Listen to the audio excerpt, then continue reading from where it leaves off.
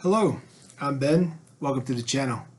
Today I'm going to do a brief video on common leadership styles and basically the key concepts around those styles. I want to make you aware of that because you will, based on your personality and based on what you prefer, you will have certain leadership styles that you like and that you feel well supported by and that you prefer to work with. So this shouldn't be a long video, but we'll dive right in. The first leadership style is that of a coach. So a coach is going to be motivational and is going to understand what you want personally and will be able to motivate you based on your personality traits and motivate the team based on what the team wants and what the team needs. So a coach needs to understand what people are needing, what their wants are, and what their hierarchy is when it comes down to what they're looking for in a job. Number two is a visionary. A visionary is a progress-focused and inspirational leader. A visionary leader is one that will paint a picture and then can communicate that picture very eloquently and very efficiently across all different members of the team and all different thought processes.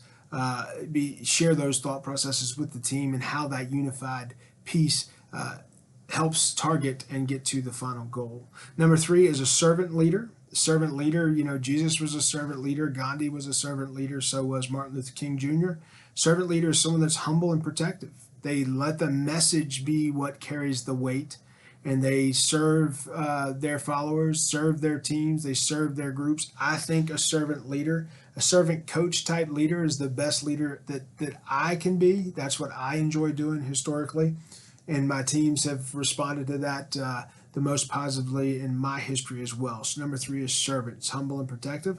Number four is autocratic. Those typically aren't great leaders. A lot of politicians are autocratic bosses. They're authoritarian. They think that they have all the right answers, right? And it says here that they're result focused. I agree with that. They don't really look at the wins. They're looking more around the autocratic thought process.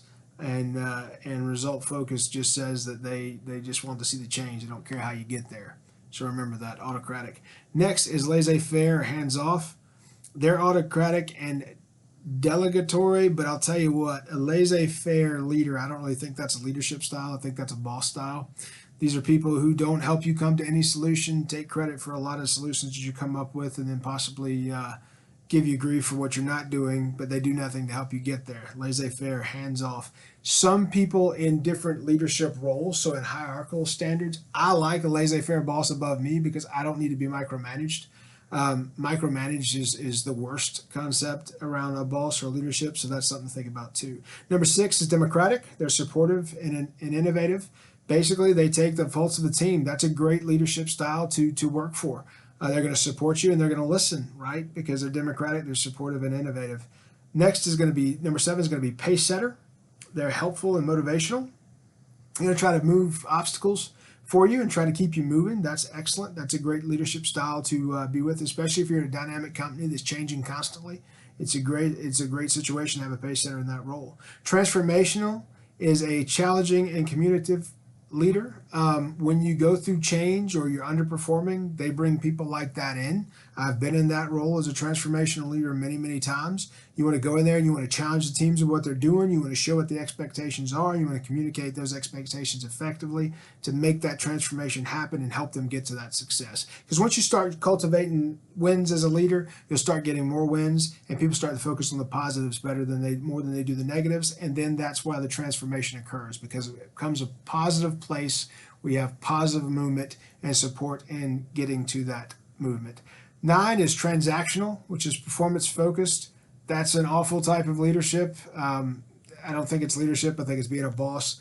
You see that a lot in 1099 roles where people, it's a numbers game. It's basically like multi-level marketing. They add a bunch of people and they're performance focused. It says that means they just take care of the ones that take care of them. There's no cultivation, no leadership, no coaching, no building anything. It's basically self-serving, self-saving, transactional thought process. And number 10 is the worst. It's what our government's based on, right? It's bureaucratic or hierarchical, duty-focused leadership. It is a type of leadership. It is a leadership style. There's mountains of red tape. The message from the top never gets to the bottom. there's no care, no empathy, no sympathy. So that's my least favorite leadership or boss style. I don't call all of those leadership styles. I think the leadership styles are the ones where you cultivate care and share with your team. I don't think that a boss is a leader. I think that's a negative thought process. But there you go. That's thought process. Quick video today around leadership styles or some of the boss styles that you will see. I will pop this little diagram in as the thumbnail for this video. If you like the video and like what we talked about today, please like and subscribe. I'm trying to grow the channel. Appreciate you doing that and appreciate you trusting me to bring this information to you, and I will continue to do so. I'm Ben. Be good.